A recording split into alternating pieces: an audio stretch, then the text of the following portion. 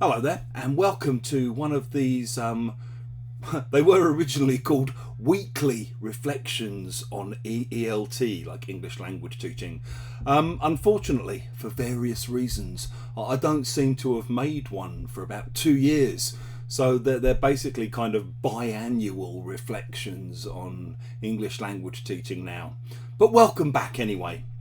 What I wanted to briefly talk about this week really was one idea that I think is quite common out there in ELT circles. And I think it's quite a dangerous idea personally, but it's the idea that somehow if you're using a course book as a teacher, you are constrained or straitjacketed, and that somehow a course book will impose upon you a uniformity of classroom practice. It will limit and restrict you, and it will make your lessons samey and predictable. There's a lot of dismissive language out there used by people.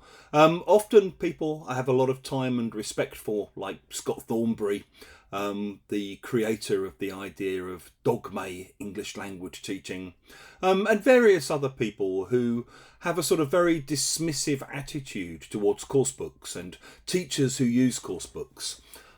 On one level, I've always found this attitude problematic simply because the vast majority of teachers around the world do use coursebooks, or at least some kind of published material.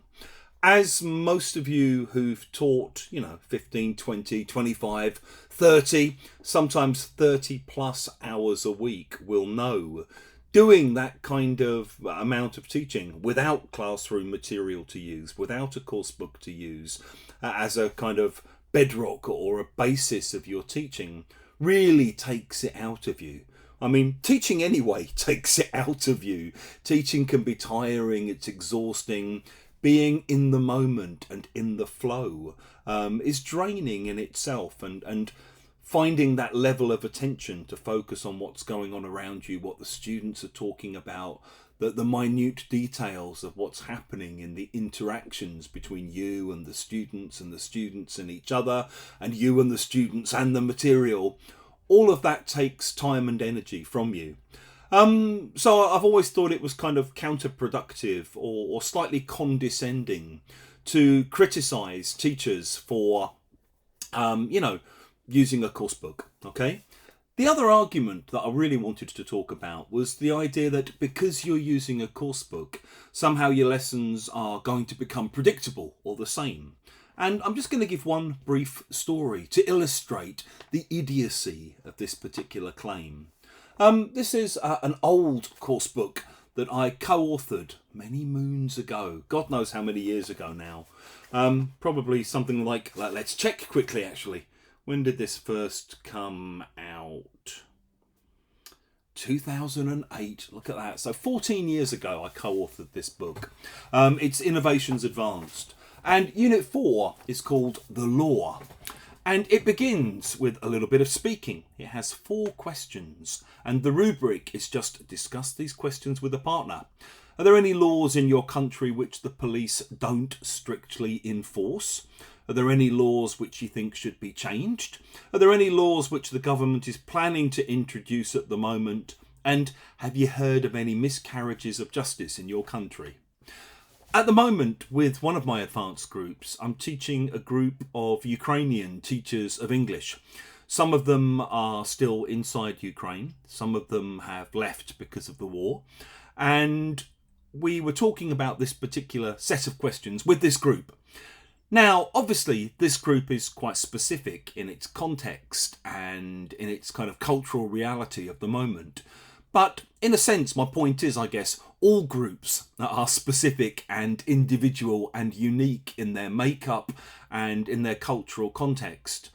And with this particular group, when we did this speaking, put the students in groups of 2 or 3 in breakout rooms, and we just had these incredible conversations.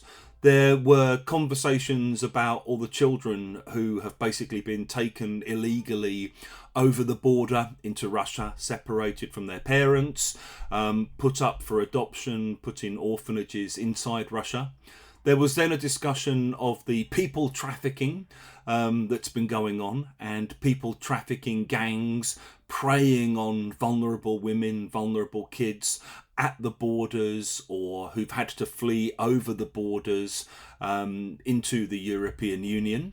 There was then a long discussion in one room about the degree to which a shift away from Russian as a national language and towards Ukrainian as basically the official language of state and the sort of predominant, increasingly sole language of the country should be legislated for, and the degree to which it should just be something that people voluntarily move towards. Students shared their own experience. I've got Russian-speaking students from Kharkiv who've now basically chosen to stop speaking Russian as a first language and have moved almost exclusively towards Ukrainian and then English, obviously. And the whole discussion went on. And every time I've done this double page about the law from this particular book, and I open with those 4 questions, I've had wildly different conversations. I've never had anything like the same conversations come up twice.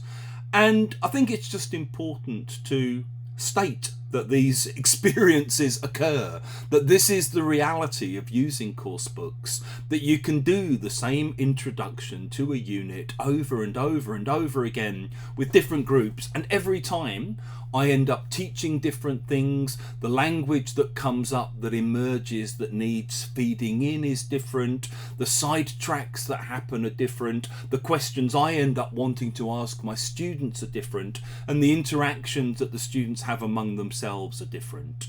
So, just one to remember. Next time you hear someone blathering on about what a straitjacket and how restrictive coursebooks force classrooms to become.